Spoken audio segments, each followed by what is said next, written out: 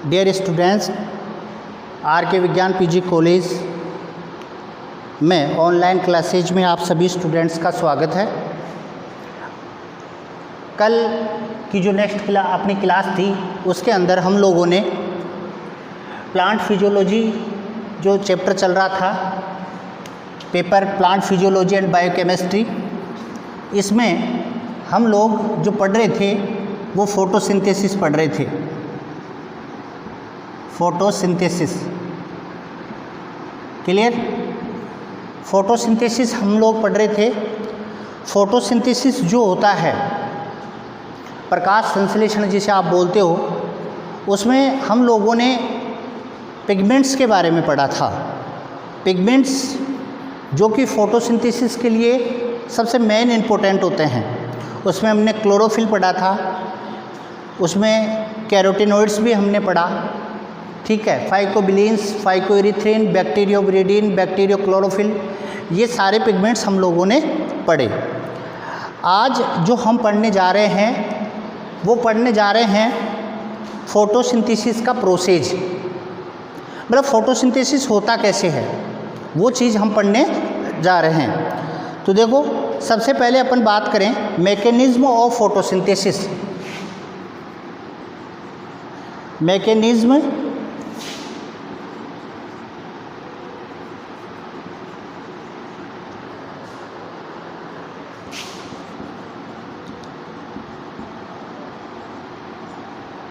Of photosynthesis.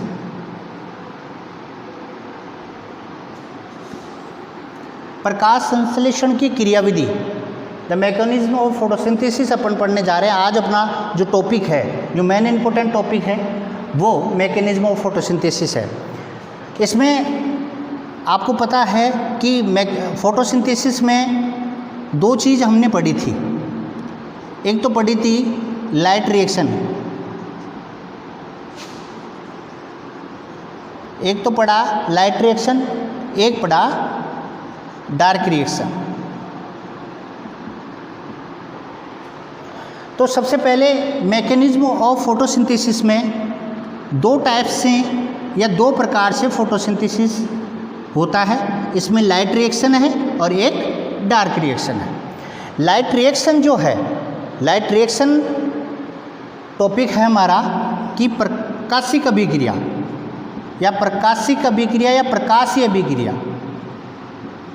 एक ये है अप्रकाशिक अभिक्रिया, अप्रकाशिक अभिक्रिया।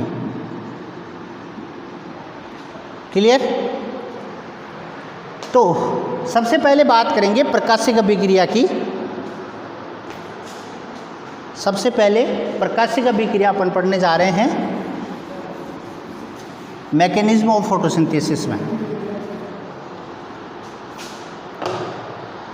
सबसे पहले मैकेनिज्म ऑफ फोटोसिंथेसिस में प्रकाशिक जो अभिक्रिया है, यानी कि photochemical reaction, photochemical reaction,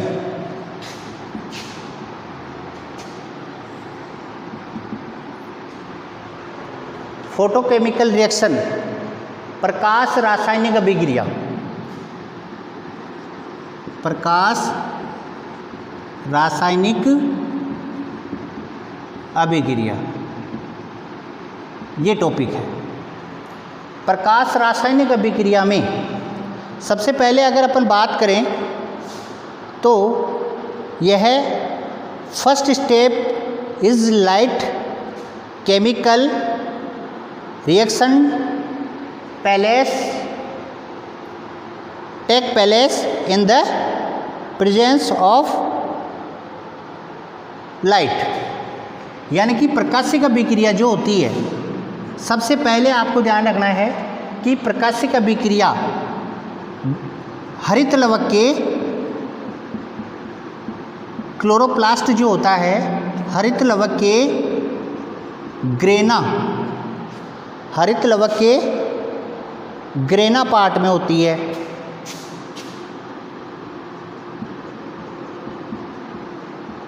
clear. प्रकाश रासायनिक अभिक्रिया सबसे पहले आपको ध्यान रखना है कि हरित लवक के ग्रेना भाग में होती है। दूसरी चीज़ अपन बात करें कि यह प्रकाश की उपस्थिति में होती है। ध्यान देना, प्रकाश की उपस्थिति में होती है। सनलाइट चाहिए इसके लिए। फोटोसिंथेसिस में फोटोकेमिकल रिएक्शन के लिए क्या होनी चाहिए? प्रकाश की उपस्थिति अनिवार्य है, सनलाइट जरूरी है। और तीसरी चीज़ है, इसे प्रकाश रासायनिक अभिक्रिया, इसे प्रकाश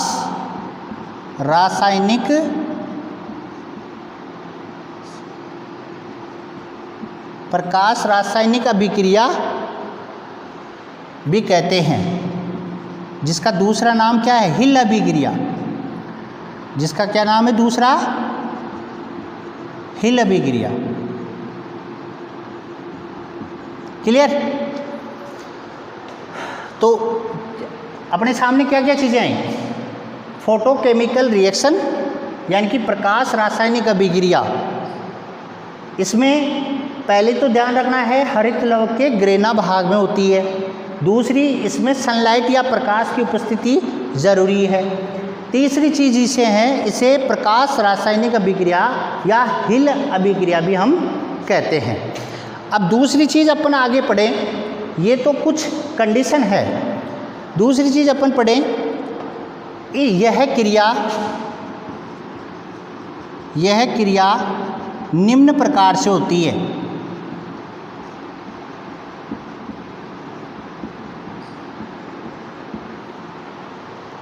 यह अभिक्रिया या क्रिया निम्न प्रकार से होती है। अब वो कौन सा प्रकार है? सबसे पहला पॉइंट आगे अपन देखते हैं। सबसे पहला पॉइंट क्या है? प्रकाश का अवशोषण।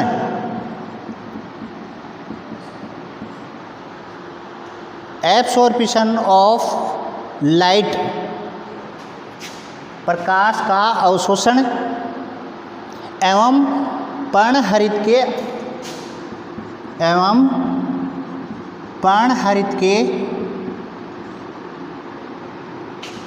या पर्णहरित का उत्तेजित होना,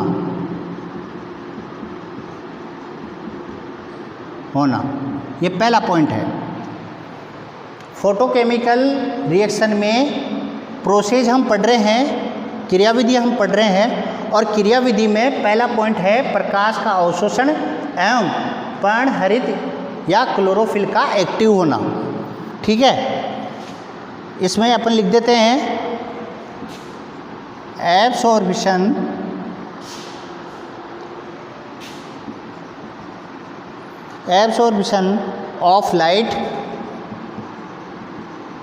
of light and active of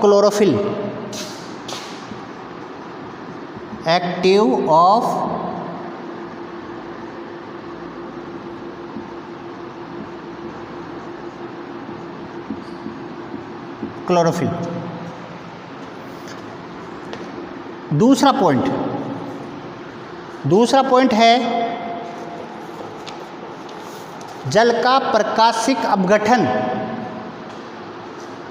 जल का प्रकाशिक अपघटन। तो ध्यान रखो, फोटोलाइसिस ऑफ वाटर,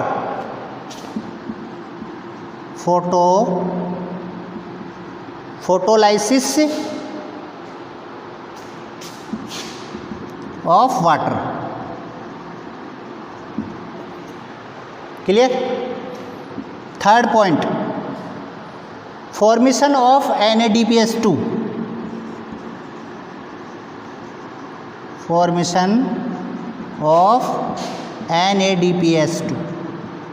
यानी कि NADPS2 का निर्माण।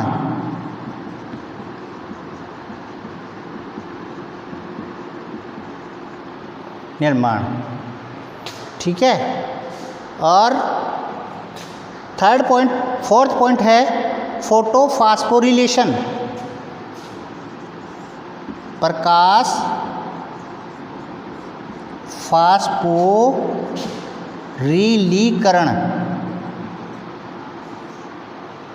क्लियर? क्या क्या आया? प्रकाश फास्फोरिलीकरण। पांचवा पॉइंट है, फिफ्थ पॉइंट है लाल पतन, रेड ड्रॉप। लाल पतन, इमर्शन प्रभाव, इमर्शन प्रभाव व दो वर्णक तंत्र।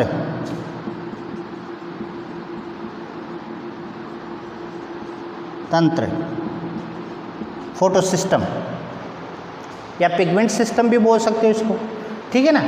तो फोटोकेमिकल रिएक्शन में अपने को ये पॉइंट्स सारे ध्यान में ले लेने हैं, इन पॉइंट्स को अपने को समझना है। पहला पॉइंट है प्रकाश का अवशोषण एवं पर्णहरित का उत्तेजित होना, absorption of the light and the active of the chlorophyll. दूसरा है जल का प्रकाशिक अपघटन यानी कि फोटोलाइसिस ऑफ वाटर। इसी प्रकार फॉर्मेशन ऑफ NADPH2 या NADPH2 का निर्माण। और इसी प्रकार है प्रकाश फास्फोरिलीकरण। इसी प्रकार लास्ट में रेड ड्रॉप या इमर्शन इफेक्ट। ये चीज़ें हम पढ़ने जा रहे हैं। तो देखिए, सबसे पहले पॉइंट अपन पढ़ते हैं प्रकाश का अवशोषण एवं पर्णहरित का उत्तेजित होना। देखते हैं पहला पॉइंट।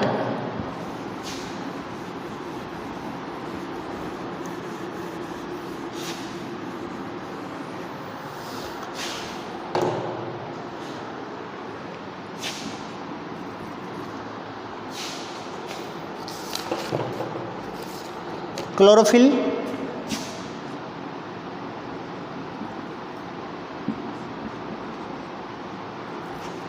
सबसे पहले बात करें अपन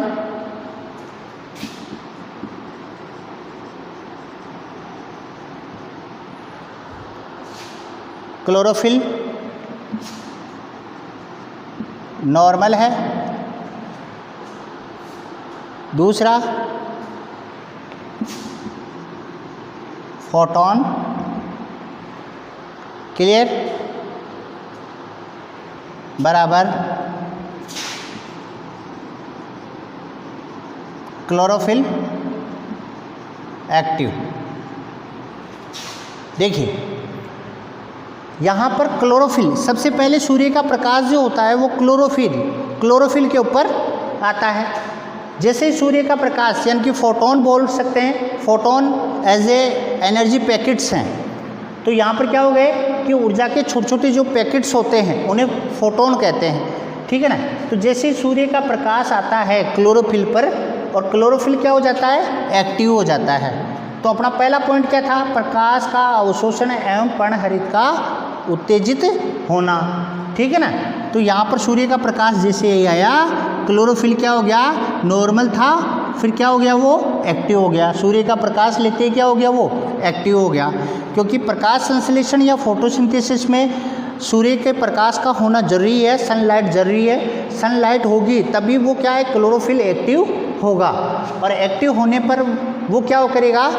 फोटोसिंथेसिस का प्रोसेस उसमें चालू हो जाएगा, ठीक है ना।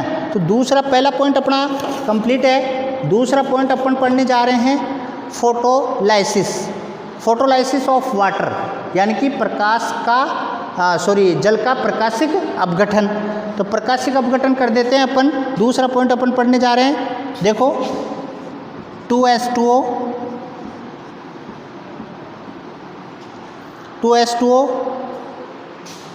या एक अणु से ले लेते हैं 1/2 O2 + 2 इलेक्ट्रॉन प्लस 2H। तो यहाँ पर क्या हुआ? यहाँ पर जल का क्या हो गया? प्रकाशिक अपघटन, फोटोलाइसिस हो गया इसका, ठीक है ना। अब जल का प्रकाशिक अपघटन हुआ, जल का प्रकाश के रूप में टूटना हुआ, तो जल टूटेगा तो क्या बन जाएगा? 1/2 O2 + 2 इलेक्ट्रॉन प्लस 2 हाइड्रोजन। ये जल का प्रकाशिक अपघटन हो गया। अब आता है formation of NADPH2, third point.